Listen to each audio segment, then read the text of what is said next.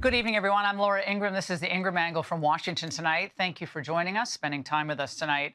And last night, we were told that the Brown and MIT shooter killed himself in a storage unit. Claudio Manuel Neves Valente, 48, was a Portuguese national and former Brown student 22 years ago. He attended the same institute in Portugal as MIT professor Nuno Loureiro, who was found dead in his apartment building lobby in Brookline, Massachusetts. But here's a headline for you. Homeless man smarter than high-paid officials at Brown University. Now, since last Saturday, it's been nothing but a showcase of incompetence. At the state, local, and university level are people who check various boxes, but not the one that's labeled common sense.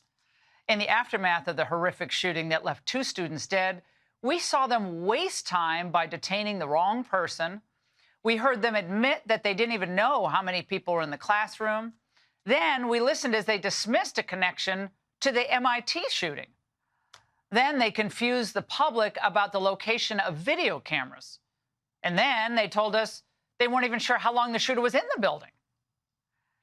But somehow last night, they thought that they would put it all and all doubts to rest.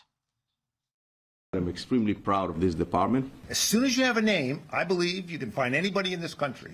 And the fact that this team was able to do it in around 24 hours, I think is a tribute to them, their hard work around the clock. Colonel Perez's leadership has been steady and decisive, focused on identifying the person responsible. The Providence crew went on and on and on. It was interminable.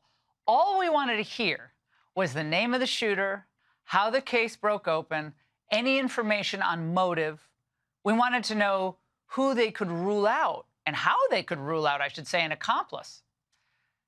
Just what we didn't want 5 days after these killings, a self-congratulatory confab where the left-wing mayor acted like he was kind of an MC for the award ceremony.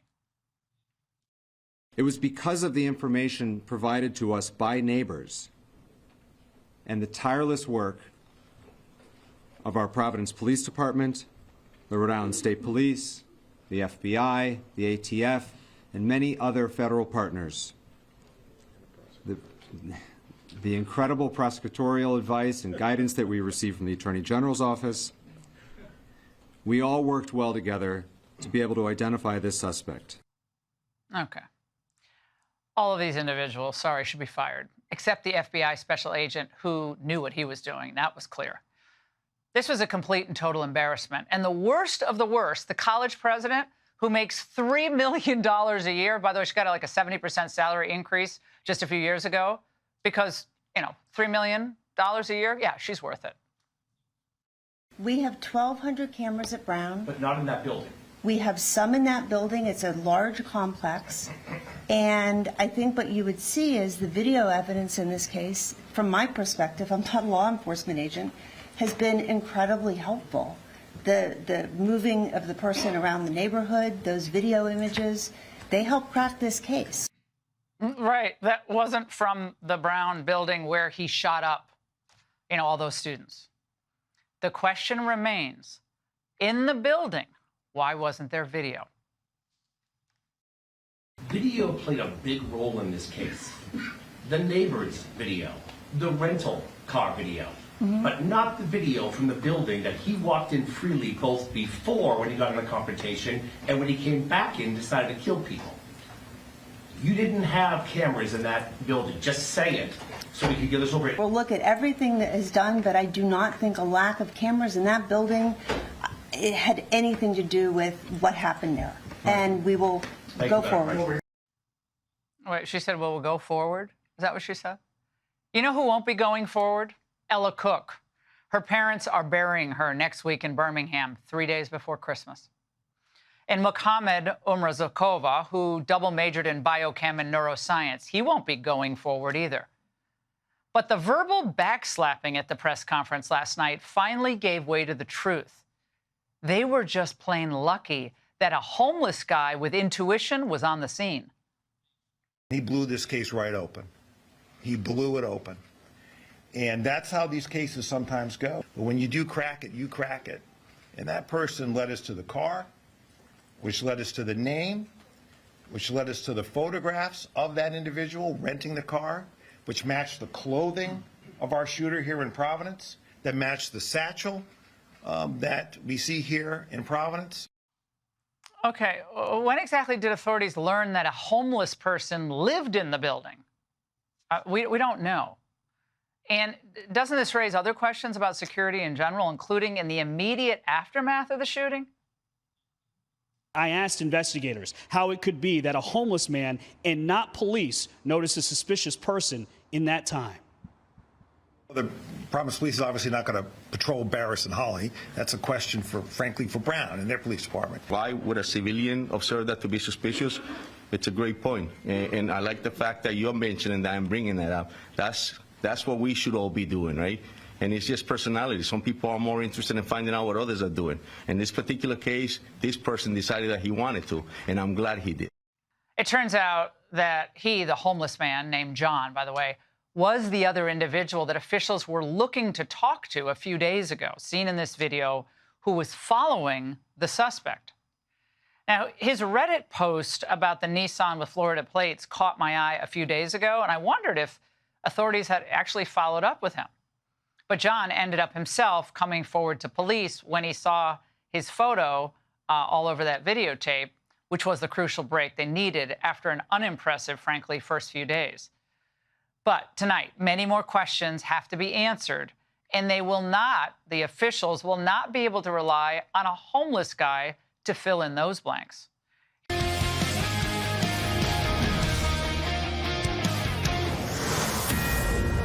Fox News alert, we got him. It took 6 days, a manhunt across state lines, and a grisly discovery inside of a storage facility.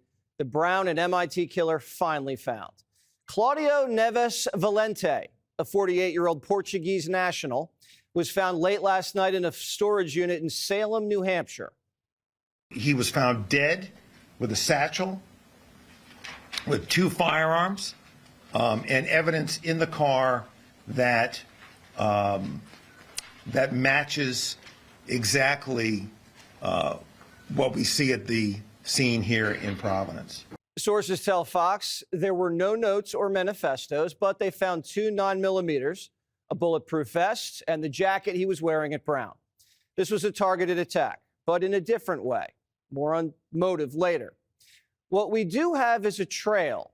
He flew to Boston, rented a car, here he is at Alamo, and then rented a storage locker in New Hampshire. Then went south to Providence and spent weeks casing the university. A custodian told police they'd seen the shooter as early as November.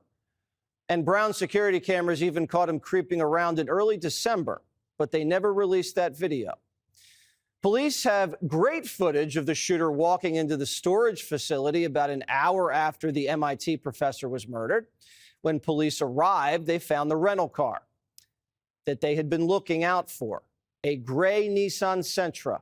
They were looking for it because an anonymous tip came in earlier in the week. It was a Reddit post. The police need to look into a gray Nissan with Florida plates, possibly a rental. It was parked in front of the little shack. I know because he used his key fob to open the car, approached it, and then something prompted him to back away. When he backed away, he relocked the car. I found that odd.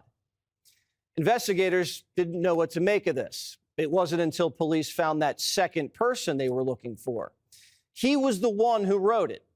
This guy wasn't just a random on the internet. He actually got into a little scuffle with the gunman just hours before the shooting.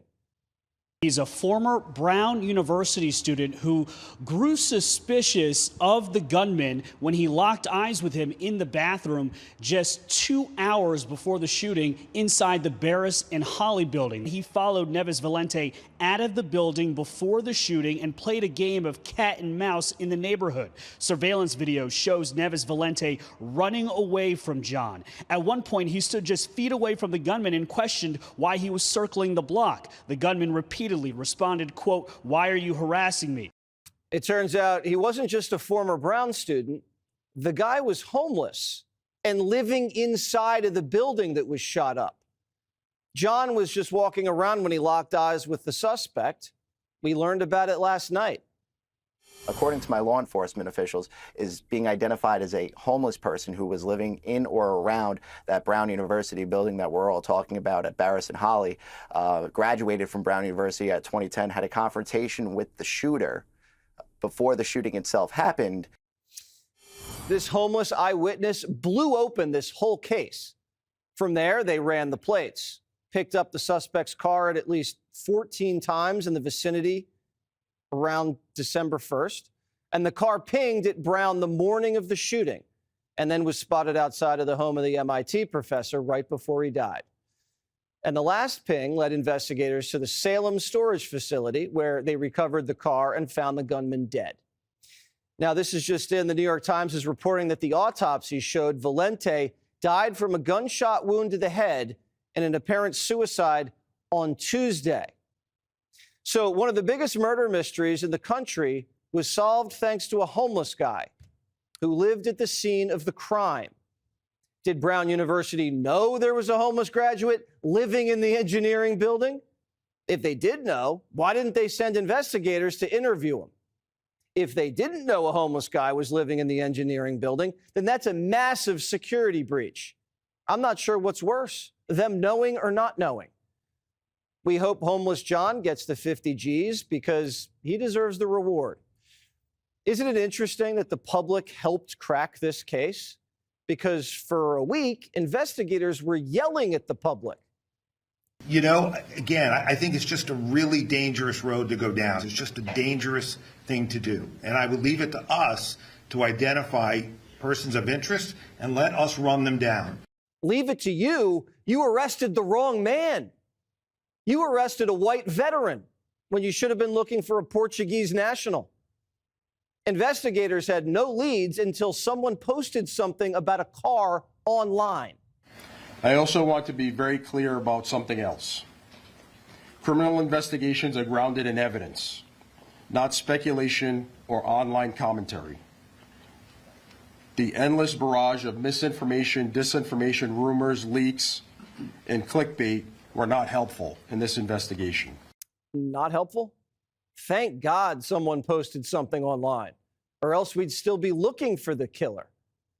Police should be grateful witnesses and tips came in from the public, not attack them for trying to help when it was the police who arrested an innocent man, wasting precious time.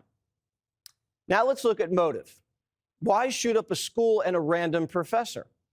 Well, we learned yesterday that Valente was a former Brown student and was very familiar with that building.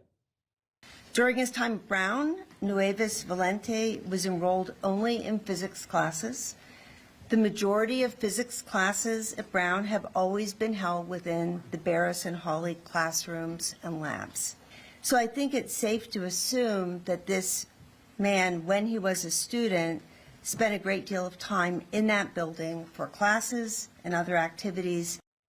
Valente came here on a student visa in the year 2000 from Portugal. He spent a year at Brown, took a little leave, and then dropped out. Former classmates told the Post that Valente whined that the Ivy League school's food was lousy and the classes were too easy. They remember him complaining about the quality of the school's fish. They say Valente had a dark side and bullied classmates, called one a slave because he was from Brazil. Someone remembers having to break up a fight. Another classmate remembers Valente struggling academically at Brown and remembers him being quiet. It appears that Valente's target wasn't a student, it was the university itself. Detectives recovered 44 shell casings at the scene of the crime. 15 of them were in the hallway. 29 were inside the auditorium. Investigators believe the shooter entered from the back or the top of the room and was walking down the stairs, firing as students ducked behind the teacher's desk. Police still can't tell us what he yelled. There are some witnesses who said he said nothing. There are some that say he made a barking noise. Don't ask me. I don't know why. So if he finished his target, Brown, why drive 90 minutes north to shoot a random MIT professor in Massachusetts? It turns out it may have been personal. Valente and the MIT nuclear scientist, Nuno Loureiro, who was also Portuguese, knew each other back in Portugal. Mr. Valente was a physics student. Also, we know that the MIT, the victim there, was in that discipline as well. You go to school with your professor? Did you go to school with Professor Gutfeld? Do you recognize that? It is believed that in Lisbon that those two individuals attended the same university in Portugal. So these two went to the same school in Portugal and were around the same age. Our Portuguese producer has been reading through the Portuguese press and was able to learn that Valente was fired from his teaching position at that university back in 2000, right before he went to Brown. So Valente's promising career never materialized, while his colleague went on to MIT, becoming a star in the world of physics, mastering cutting-edge fusion technology. A former Portuguese colleague who knew both of them says Valente also had the great need to stand out and show that he was better than the rest. And people thought he was arrogant. So the motive appears to be jealousy, revenge, grievance, but that's just primetime speculating. Heaven forbid we go down any dangerous roads. So what was he doing for 25 years after he dropped out of Brown? One source says Valente returned to Portugal to become a computer scientist and then re-entered the United States on a diversity lottery visa in 2017.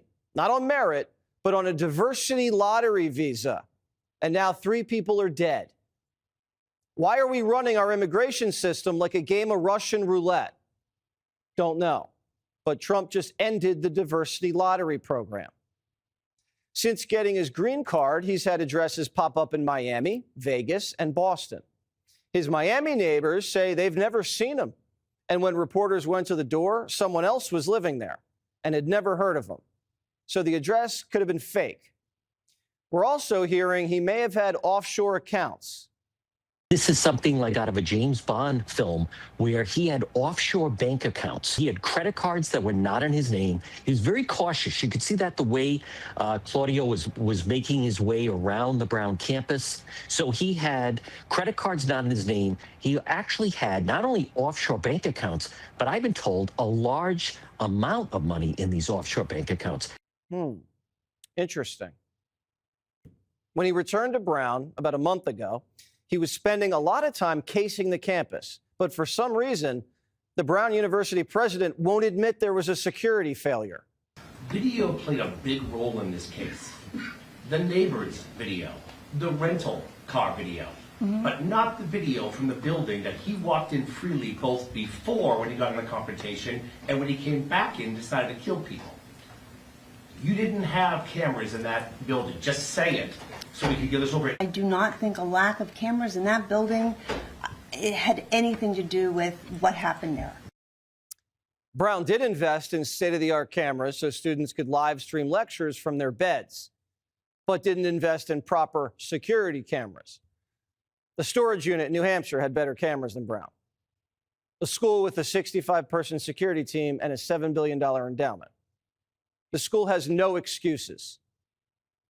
The Brown campus saw 20 rapes in 2023. 20 rapes in 2023 and 10 in 2024. That's a total of 30. And yet, this building was completely unsecure, no cameras, no key card access, and on a day when the building was hopping, no security guard. You got to really ask yourself how it is that we could say video wouldn't help here when, of course, everybody was trying to ascertain who this guy was and what he looked like coming in. 30 rapes in 2 years on a single campus? What the hell is going on up at Brown? And the homeless live in their buildings? Totally unacceptable. I don't know how they can explain it. Congress is calling on the Brown president to testify. It seems very clear to me that the president of Brown University will need to be hauled in front of Congress for a hearing under oath.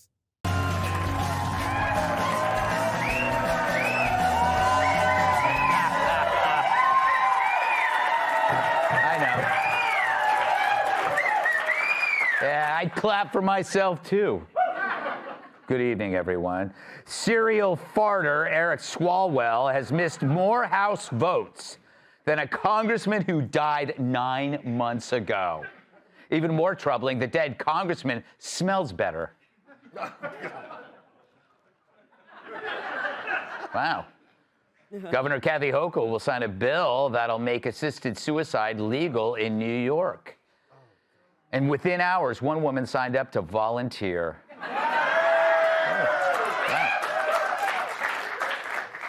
Meanwhile, in outer space, NASA telescopes have spotted a bizarre new lemon-shaped planet. Scientists say there's no signs of intelligent life. But it is open to getting probed. According to a new survey, the average child's allowance is $52 per month. That's not even $2 a day. Hell, the kid who walks on my back makes twice that. Shout out to Seth. Did you know that Kevin McAllister's groceries in Home Alone have gone from $20 in 1990 to $53 today? Meanwhile, you can still get Macaulay Culkin to walk on your back for $2 a day. Privacy experts warn that app-connected vibrators may be collecting your personal data. I guess that explains why that butt plug tried to sell me boner pills. It's all about the algorithm. President Donald Trump has now added plaques under ex-presidents' pictures in the White House Presidential Walk of Fame. Under Joe Biden, he put worst president in history, which is rough, but worse, under Bill Clinton, he wrote, "Who wants to smell my finger?" Boy, you guys run hot and cold tonight. All right. Fani Willis is back, and she's testifying in Georgia after being accused of misusing funds and taking her boyfriend, Nathan Wade, on exotic trips. Apparently, this pervy prosecutor's idea of an oral argument began with, "Am I using too much teeth?" So instead of answering questions like a seasoned lawyer, she answered them like a real housewife of Atlanta trying to convince a cop that it's perfectly legal to park a car in a tree. But can you blame her? You all want to intimidate people from doing the right thing. You all want to intimidate people from doing the right thing, and you think that you're going to intimidate me. You all have been trying to intimidate me for 5 years, which is why I have not been able to live in my house for 5 years, because the N-word has been written on my house. Really? Someone wrote the N-word on her house and we're just hearing about it now? I thought the only thing she kept quiet was banging a prosecutor. And how is asking questions intimidating? Aren't you, in fact, a prosecutor? Isn't that your job? That's like a plumber looking at your clogged toilet and saying, you know, you should really call somebody about this. But when they had a question about her lover, she dodged it like me when Rachel Campos Duffy is pushing Girl Scout cookies. Is it your testimony today that you did not have any conversation with Mr. Wade about investigating the 2020 election? Do you want to answer? It's a dumbass question. Oh, a dumbass question. Questions are fine. It's the answers that are dumbass, lady. But she's angry because for once in her life, she's asked to show her work. So she gave more attitude than a TSA worker inspecting my bag of massagers that were definitely for my neck. When I refer you to the screen, these are... I don't review those documents, so you're asking me to look at documents that I haven't for the first time. What I can tell you is that I only allowed Mr. Wade to bill 160 hours a week, and then Mr. Wade would be the first one in the office making sure that my staff arrived. You billed Wade 160 hours a week? There are 168 hours in a week. She might be worse at math than Cat Timpf. I know that was unnecessary. Turns out, though, she meant hours per month. Kind of a moot point anyway, since Wade was not being paid for work, but only being summoned for jury booty. But why so emotional? We just want to know, did you misuse funds? Did you hire Wade because he was a great prosecutor and you liked his briefs, or you liked them only when they were hanging from the bedpost? You know, there's an old lawyer saying, if you can't pound the facts, you pound the law. And if you can't pound the law, you pound the table. And if you can't pound the table, pound the lawyer on the table. Actually, that's a new saying. But I wonder, was he a leader to that team? he was a leader to that team and a public servant. And for that, him like me has been threatened thousands of times. You want something to investigate as a legislature? Investigate how many times they've called me the N-word. Why don't you investigate that? Why don't you investigate them writing on my house? Why don't you investigate the fact that my house has been swatted? If you want something to do with your time that makes sense. And you can use all this in your campaign ad. You attacked Fonnie Willis. What have you done, sir? Nothing. Look over at us. Oh. Now, I got to say, that's a hell of a defense. Who cares if I broke the law when people call me bad names? Where did she learn that from? Instagram reels of sassy lardasses shoplifting at Walmart? But this is where we are, where it's now racist to investigate corruption. Her testimony exposes an entitlement created by a different set of rules governed by fear, and it's a fear of being called racist if you request oversight and receipts. None of us could talk like that in a congressional hearing. But for others, rules just don't apply. And neither does answering basic questions. Remember the Stacey Abrams NGO that got $2 billion in taxpayer money from Biden despite making $100 in revenue the year before? Ilhan Omar refuses to address whether she tied the knot with her brother because she could. Who would dare question that? LA Mayor Karen Bass let California burn, then blamed others for the botched response. In her mind, the buck never stops with her because blaming her would be bigoted. And now you get a prosecutor who's not used to facing the music and who melts down so badly that they have to cut her mic. Hell, even her own lawyer was pissed off. You know, old men have to go to the bathroom about every hour. Governor, would you like a 5-minute recess? I believe it would. We'll take a 5-minute recess. Poor guy, he's full of pee. And she's full of crap. And the rest of us are ready to flush the whole thing down the sewer. Let's welcome tonight's guest. He saves $1,800 a year by cutting his own hair. Host of the You're Welcome podcast, Michael Malice. She's perky, quirky, and weighs less than beef jerky. The Federal Selections correspondent, Brianna Lyman. When other kids wrote to Santa, she wrote to the Unabomber. New York Times bestselling author and Fox News contributor, Kat Tiff. And he pulls Santa's sleigh when Rudolph calls in sick. Former NWA World Champion, host of Planet Tyrus podcast, Tyrus.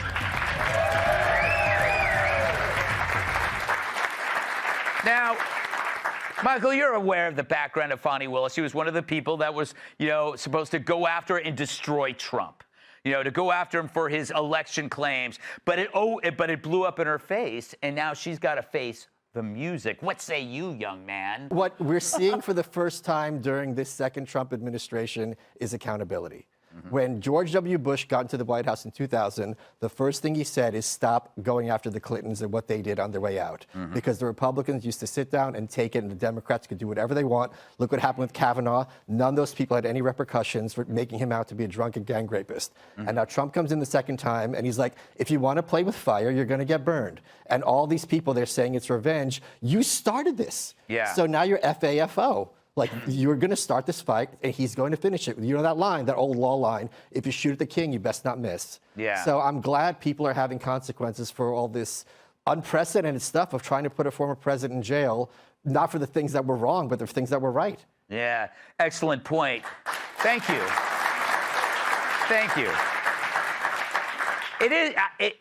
Michael makes a good point. I think that all of this was based on the assumption that Trump was finished, that he wasn't going to come back. And then, it's got to be their worst nightmare, that they went all out to destroy him, and then he wins, and now they got to pay the piper, a phrase I just coined. But that's why they tried so hard to get him in jail with every single case they brought against him, because they knew he had a pretty good chance of winning.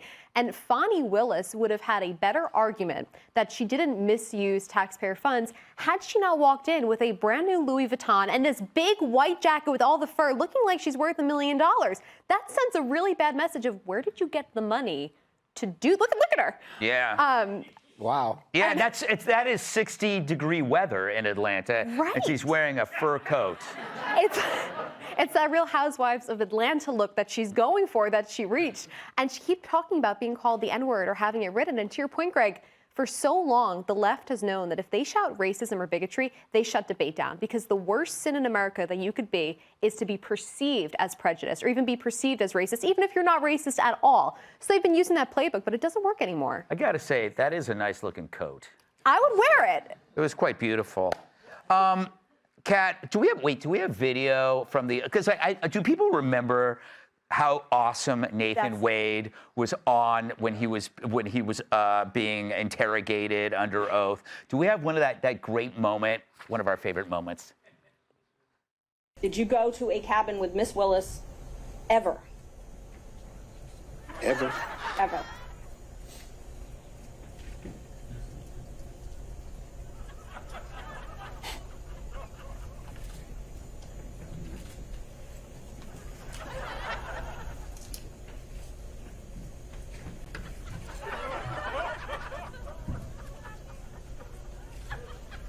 No.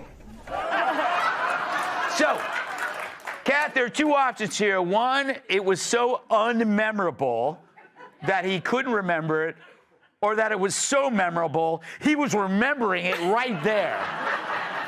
No, I think that was a very normal way to behave. You know, he was just mentally surveying all the cabins he'd ever been to. Yes. And then maybe he had a photographic memory of all the cabins, and he was looking in the mental pictures for her. Yes. I mean, he was trying to decide, do you think they know about the cabin? Is what he was trying. But it was just. It was comedy, no? The fact that was you feel like you're watching a sketch when you watch that. He actually, how long was that pause? It was fantastic. But yeah, that's the thing is this was fun to watch too, if you remember. Yeah. Him and then her and then I remember thinking, and I still do think, she could have a career in reality TV. Yes. Because just the way she comes in, like you said, wearing that coat and doing this, that's a dumbass question. It was a very interesting thing to watch unfold because it is so unbelievable. But I guess, the thing is, if Kat had said this is a dumbass question in court, she would be, what do? They can throw you in jail. Yeah. Tyrus, right? I'm not a lawyer, although I have told women that at bars. Are you thinking about a cabin, Tyrus? Yeah, he's surveying all the cabins he's been to. Yes. All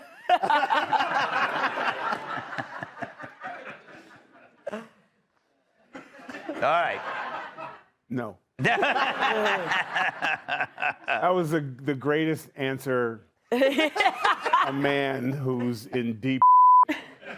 That's textbook how you answer that question. If you know or you're unsure of what your wife knows and doesn't know or whatever it is you screwed up, you take the time to be damn sure before you answer. Mm-hmm. Because if you wait long enough, fellas, if you wait long enough, she will tell you. Yeah. So what he was trying to do was wait for the attorney to be like, we have the photos. Right. That's what he was waiting for. Then he'd be like, oh, yeah, I dropped her off there. I didn't stay long. Right. But he was waiting, and she ain't going to say nothing, which means she ain't got nothing, which means no. He was, oh, my God, you're right. He was waiting been a black her man out. for a long time, Greg.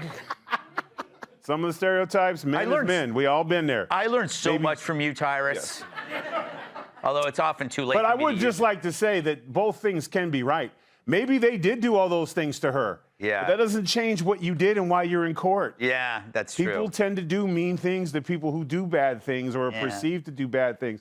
It doesn't matter what's going on in court. They might have put a big knucklehead on your door or not today, lady, or, no killing furs or whatever they did, but it doesn't matter. Maybe they did said all those horrible things about you.